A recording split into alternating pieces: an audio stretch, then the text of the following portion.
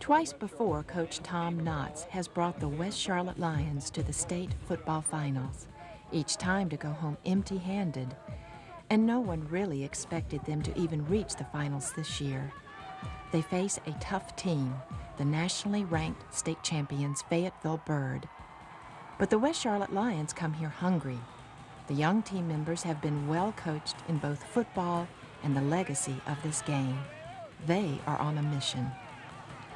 Late in the fourth quarter, Scott McCrimmon leads the Lions to an 85-yard drive with a beautiful pass to Raimondo North. Minutes later, Steve Shipp makes the winning touchdown for a 20-13 comeback, and the Lions survive to win the state 4A football championship. And West Charlotte itself has survived. West Charlotte hasn't gone any place. The school still remains the same. It's still the Mighty Lions.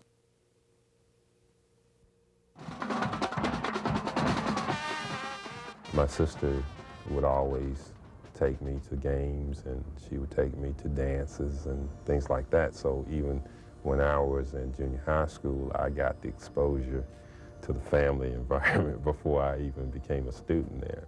There was something that those first faculty members and principals and administrators did that laid a foundation that allowed it to survive for over 50 years. A beacon, that's all I can say. I think to both black and white. I don't think it's a beacon only to blacks. I think it is a drawing together of great minds. There's a wonderful appreciation of people from all walks of life, and West Charlotte is the embodiment of what we hope the world will be. Anyone that walks onto the West Charlotte campus after a certain amount of time will understand that this is not like most schools. We took inadequate resources. We took instructors who hadn't gone to the best schools. We put it in a neighborhood that didn't have the most conducive surroundings all the time, and we produced extraordinary results. We've all kind of come together as one. It's not necessarily a melting pot here, but just like a mixture of cultures, and we're all coming together and we're all Lions here. I always say to people, like my principal last year, her daughter went to West Charlotte, and I said, oh gosh, aren't y'all, I know y'all just are so glad that's where she got to go. She said, yeah, you're right, but it's just funny, I just assume that that's where everybody wants to go. In the days of segregation, separate schools were built for black children in the South. Although they struggled with meager resources, they were often the heart of their communities. With the coming of integration, white school boards routinely closed these schools. They gave them other uses, or they changed their traditions and names. In Charlotte, of the 8 black schools in the segregated city system, all are gone entirely, except West Charlotte. The fine teaching staff at the school continues in a tradition that was started there nearly 60 years ago. This tradition began in 1938, when a determined principal assembled a remarkable group of men and women who were the best and brightest in their community. Many of these teachers had advanced degrees. They would go north during the summer to work on graduate degrees. The state of North Carolina paid for black teachers to go out of state rather than have them sit in white graduate classrooms. We were a winning school. We won statewide dramatics. We won statewide glee clubs. We won statewide football. We won everything that we went into. And I think it was a part of us to win. Mr. Blake wanted to win, and we wanted to win for him. Mr. Blake was a people's person. He loved the kids, he loved the parents, he loved everybody. He had a vision that went further than our own personal visions. But I think he knew that if he was impactful enough, that as the vision began to unfold, as we had experiences, as we moved forward, we'd be able to reach back and hang on to part of what he had told us. He was determined that West Charlotte would have a good drama department. He wanted the youngsters to participate in extracurricular activities, whether it was the school paper, whether it was the drama, or whether it was music, whether it was athletics. And West Charlotte was always the best in all of those areas, all of it.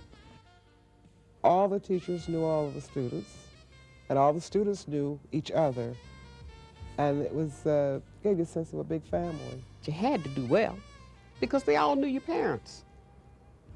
And if you wasn't about to do anything wrong because your parents knew about it before you got home.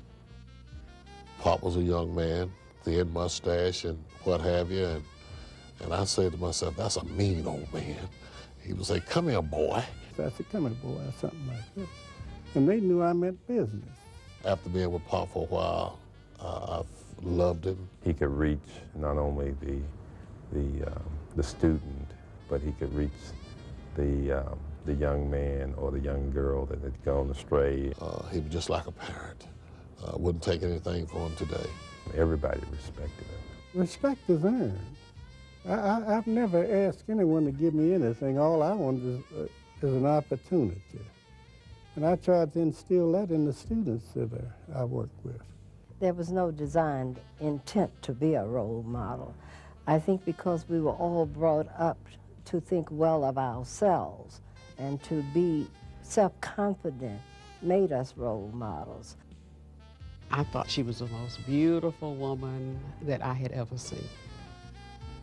I just got to tell you a word about Elizabeth Gaddy, who happened to be my bookkeeping teacher.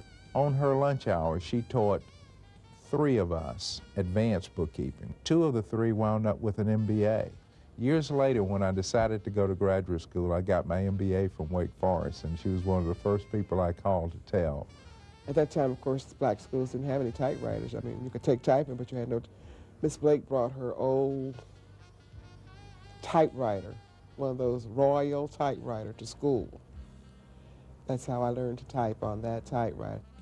Libby Randolph. She was a great lady, and still is a great lady. But she took the interest in me as an individual, and she gave me a new horizon. And I always call her Mrs. Randolph. You know, at one time she was Miss Smoke. Mrs. Randolph, I said, you know, I said, it's a funny thing. You're the only person that I've known that have aged that hasn't gotten old. They loved their teacher, and their teacher loved them. I was an ordinary kid from an ordinary family in a very ordinary neighborhood. Nothing spectacular whatsoever. But somehow there were some of them that saw more in me than I saw in myself. And that was the part that helped me more than anything else. It built the confidence that I needed to reach beyond. At that particular time, I must have been in the height range of 6'1", no more than 6'2", and a string bean. I was extremely skinny. And by virtue of the fact that I was skinny, Mr. Martin, our coach, my mentor, named me, gave me the nickname of Stretch. He was the person that most of the fellas wanted to dress alike, to talk like him. I don't know whether you remember, but Coach Martin had a gravel voice, and we even tried to emulate that voice. We'll go up to A.D. Neal Barbershop. That's where the coach would get his hair cut. That was our hangout, the barbershop. We go in the back, sometime we play a little tunk. That's cards. And of course, A.D. would tell us what they used to do, and we tell them what we're doing now. And it was just like a home, just like a family, because Coach Martin coached A.D. Our principal, Mr. Blake, made sure that all of the football players, as far as the guys that played us, that they had a good balanced meal prior to leaving that school. They had a staff that Professor Blake, he overseed it, and he had some of the teachers, and they would come in and they would assist, and they would make sure that meal was there. And of course, the Queen City Classic, on that particular day, if we would win, we would go from meatloaf to steak. So that was, we were playing for that big stake, and I'm telling you, that was the thing. That was really the thing. The game used to be called the Queen City Classic between West Charlotte and 2nd Ward. Wherever blacks were within the city, they congregated to that game to see those two high schools play. Miss Blake, she didn't yell at us. She was always the lady, and she knew basketball. She got the best out of us, the most out of us, everything we had to give. We might be sick that day and couldn't go to school, but we would show up that night for that basketball game because we didn't want to let Miss Blake down. You had one dribble, and at that time, you also could do an air dribble. I think they've outlawed that, but if you wanted to evade somebody or get around them, over them, you could throw it in the air and run around and catch it yourself. But you could cover a lot of that half court with one bounce. You really could. We became paired with Harding, whose colors were maroon and gold. So when Harding discarded band uniforms, football uniforms, basketball uniforms, where Charlotte got them.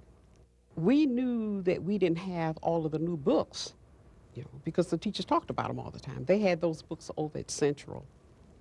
And the books that we got was stamped that they had come from there. Reading discarded books is quite an experience.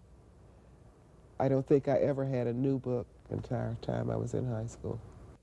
We didn't deal with it as much as the teachers did because they were the ones that knew what we were lacking. We never got any new books. We got books that were taken from the white high schools when they were finished with them. The lack of those things sort of frustrated us as teachers. But I tell you, there was so much warmth and love in teaching the youngsters with what you had. There was so much cooperation and response and admiration from the youngsters that you taught from the heart. Segregation meant that blacks by law were not allowed to go places and have access to certain things, like libraries and hospitals, that whites did. For 14 years, Kathleen Stewart had taught at West Charlotte. When she was diagnosed with a brain tumor, her white doctor was not allowed to bring her to the better-equipped white hospital.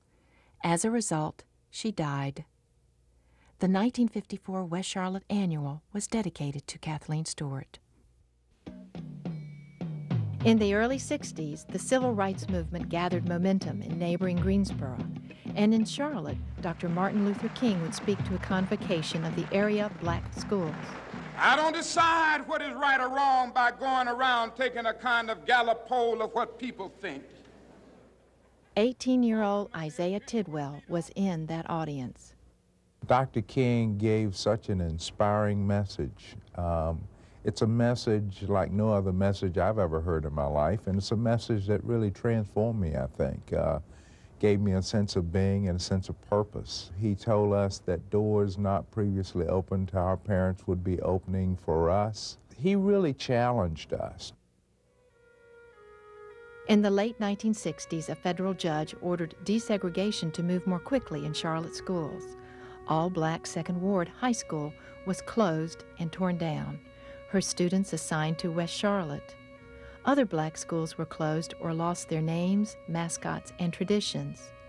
At West Charlotte, the trophy case was put away. The West Charlotte High School has become something like a symbol in the black community as a high school. This is the only one left. We have things done to us such as the closing of 2nd Ward, and this is the only school that's in the black community. I think that it put a lot of fear into them. We're next. Now we're getting ready to be wiped out, just phased out of the area. And I think that's when they started doing a lot of praying. It made us feel angry. It was our feeling that there was no sensitivity remaining there as it related to the segregated West Charlotte. There were trophies, pictures, that were in a closet at West Charlotte that were taken down from the school and out of the trophy cases for the purpose of destroying them or getting rid of them. Once our trophies were destroyed, that was a very, very hurtful thing when I learned about it. And why destroy history, I have no idea. That school went all the way back to the 30s. It just does so much to one's image and to the structure when those kinds of things are just demolished. It's like losing a family member. And I was able to retain our championship football. If they had incorporated the past into the present, it would have been better for everybody concerned. Being black all of your life, all of these little things, they come back. You accept them, but I don't forget about them. In September 1970, students entered West Charlotte, one of the few places in the South where whites were sent into a formerly all-black school. Those first years were extraordinarily difficult for the students and for the teachers. Ain't no way possible to ever forget that day. Had one little driver there.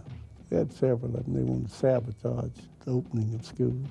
They drive up with an empty bus and say, nobody's coming. I say, we take that bus and go back and don't come back until you get somebody. I knew that there would be no more hand-down books. Everything that West Charlotte did or represented was trying to have equality. Books would be ordered from the manufacturers. The student ratio when I was there was 51-49 white. They got to change some of these desks because some of those desks came from some of those other schools. The cheerleaders always were divided black and white. The football team, granted, the basketball team, given, there were not many whites on the team. I don't think that was because whites weren't talented enough to be on the team. They didn't participate. And it's amazing how certain parents, I don't want my child involved in this, or I don't want my child in this kind of environment, so we kind of straighten it up. You had the black parents who wanted their black kids to stay on the side of the town that they belonged on, and you had the white parents who wanted their kids to stay in Myers Park and not socialize and mingle with the blacks. They would never be able to relate to the bond, the friendship that we have. But we were in integration, and we had to learn how to work together and deal with each other, and it wasn't as difficult because I was used to that. It was certainly a much harder thing for them to have their school changed than for us to be in there changing it, because they were really giving up what they had had for a long time, and I don't think reluctantly. I think they knew that schools needed to change and that it needed to change. It was good for both white and black children. They were people who believed that the schools should be equal, and the separate schools were not equal. We were among the first folks, and all the way from 5th grade up, who might have been, as we always refer to it, as bust, or as people now will tell you, they were bust. The senior year was full of turmoil. It was very turbulent. We sometimes didn't make it through the entire school day because there would possibly be a riot. A lot of the people in my class who went to West Charlotte, their parents were definitely in the position where they could have sent them to a private school, but they never even thought of it. They were absolutely committed to public school. And that's what I remember about my parents. They were committed to doing, the right thing. When I got to West Charlotte was immediately after the kids had gone to South Boston, and they had the kids from South Boston come here to Charlotte to see how integration worked at West Charlotte. West Charlotte students are preparing a big welcome to Boston students who will come here and hopefully carry ideas back to Boston that will lead to peaceful desegregation there. One thing that I noticed early on was that even though the white students were in the majority at the school, they still felt that they were a minority just because of the environment or the setting, and I think it helped them to learn how we felt when we're in a setting where we are probably the only black in a lot of cases. I think that was something that they learned, and they've taken that on with them throughout life.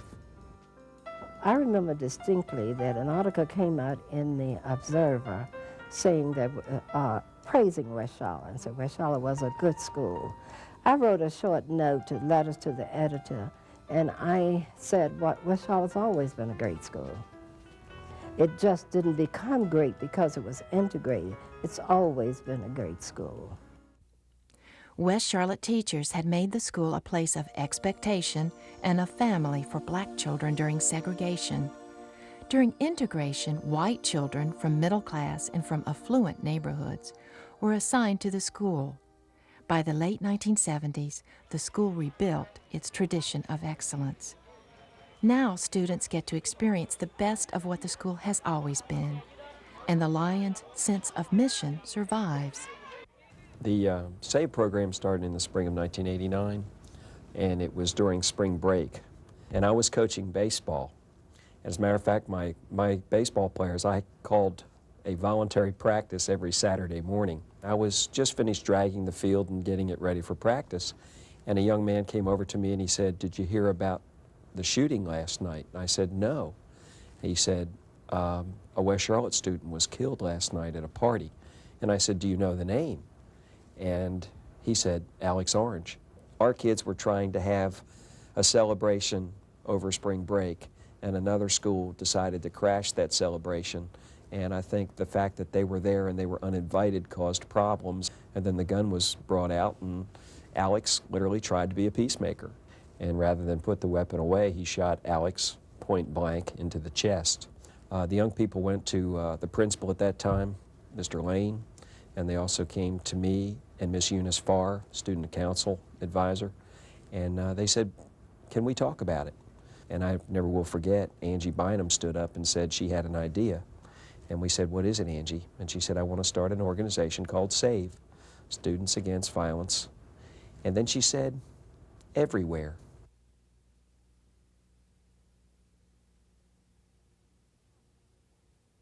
Pop Miller was appointed the first black principal at an all-white high school. Despite fierce initial hostility, he becomes the most popular principal in the history of the school system.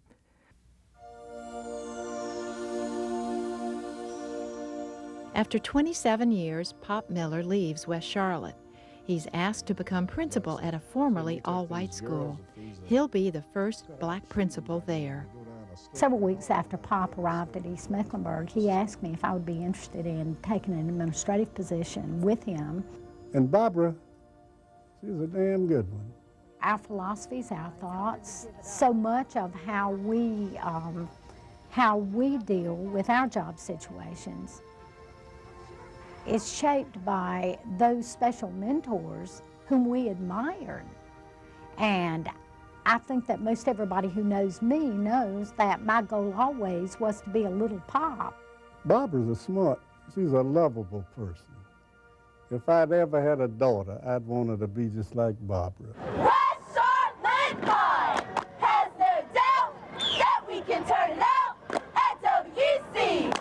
WC, where West Charlotte-Mecklenburg, hey! My dad taught here like 25 years ago. And so my family's been really involved in West Charlotte for a long time. And we were sitting around last year brainstorming about the theme for the yearbook, and this woman was talking to us, and she kept talking about current styles. The nature of the beast is this, the nature of the beast is that. And I was like, the lion is the king of the beasts, and West Charlotte has such a history. And it really, of any of the schools that I know of in the area, it's the one that I can think of that has a most precise and definite nature to it. It's the one that you definitely say, that school has personality.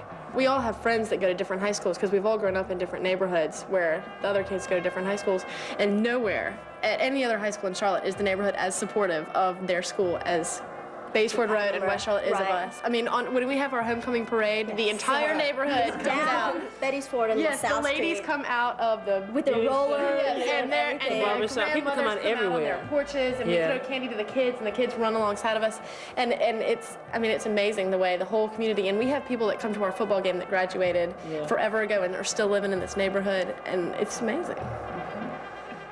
I think that there's a great bond between West Charlotte graduates because it is certainly a place where integration worked.